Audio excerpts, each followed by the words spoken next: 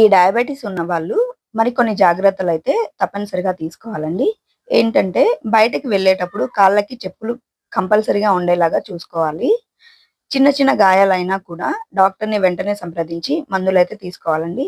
Neglect చేస్తే అవి పెద్దగా మారిపోయి గ్యాంగ్రీన్‌గా మారే పరిస్థితి రావచ్చండి. ఆ పరిస్థితి వచ్చిన తర్వాత కొంచెం ఆ గాయం మానడం అయితే చాలా కష్టమవుతుంది. ఇంకొక విషయం ఏంటంటే షుగర్ లెవెల్స్ ఎక్కువగా పెరగకుండా చూసుకోవాలి. ఎందుకంటే మళ్ళీ షుగర్స్ ఎక్కువ పెరిగాయా, ఆ షుగర్స్ మిగిలిన అవయవాల మీద కూడా ప్రభావం చూపించే పరిస్థితి ఉంటుంది. ఆ కండిషన్‌లలో డయాబెటిక్ రెటినోపతి అని, తర్వాత డయాబెటిక్ నెఫ్రోపతి అని, డయాబెటిక్ న్యూరోపతి అని ఈ 3 కండిషన్స్ వస్తాయండి షుగర్ పెరగడం వలన. డయాబెటిక్ రెటినోపతి అంటే షుగర్ లెవెల్ పెరగడం వలన కంటి చూపు మందగిస్తుందండి.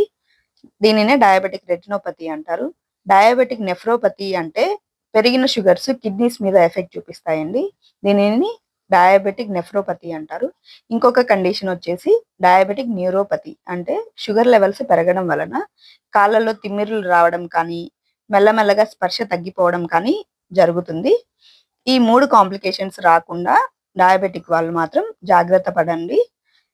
సంకల్పం గొప్పదైతే మనం వేసే ప్రతి అడుగు విజయం వైపుకే వెళ్తుంది. కాబట్టి షుగర్ వచ్చిన వాళ్ళు దాని నుంచి ఎలా బయటపడాలి అని మాత్రం ఆలోచించండండి. డాక్టర్స్ చెప్పినట్టు ఖచ్చితంగా మెడిసిన్స్ యూజ్ చేసుకోండి. కొంచెం లైఫ్ స్టైల్ మోడిఫికేషన్స్ అయితే తప్పనిసరిగా చేసుకోండండి. దీని వలన షుగర్స్ రివర్స్ అయ్యే ఛాన్స్ ఉంటుంది. అంటే ఎక్కువ పెరిగినా కూడా నార్మల్‌గా వచ్చే ఛాన్స్ ఉంటుందండి.